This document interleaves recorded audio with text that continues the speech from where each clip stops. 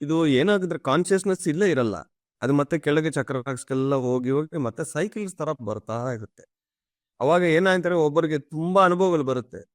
Full books ಓದ್ತಾ ಇರ್ತೀರಿ, sudden ಆಗಿ ನೋಡಿದ್ರೆ ಬಾಡಿಯಲ್ಲಿ ತುಂಬಾ ಚೇಂಜಸ್ ಬರುತ್ತೆ. ಸಡನ್ ಆಗಿ ವಿಷನ್ಸ್ ಹೋಗಿದೆ ಅಂದ್ರೆ ಇವು ಎಲ್ಲ ಹೋಗ್ಬಿಟ್ಟಿದೆ, ಫಸ್ಟೇ ಚೆನ್ನಾಗಿತ್ತು ಇವತ್ತಿಲ್ಲ ಅಂತಾರೆ. ಅದಕ್ಕಲ್ಲ, ಅದು ಸೈಕಲ್ಸ್ ತರ ಈ 6 ಚಕ್ರಾಸ್ ಸುತ್ತಾ ಇರುತ್ತದೆ ನಮ್ಮ ಕಾನ್ಶಿಯಸ್ನೆಸ್ ಎನರ್ಜಿ. ಯಾಕಂದ್ರೆ ಪ್ರತಿಯೊಂದನು ಸ್ಟ್ರಾಂಗ್ ಆಗ್ತಾ ಇರ್ಬೇಕಲ್ವ.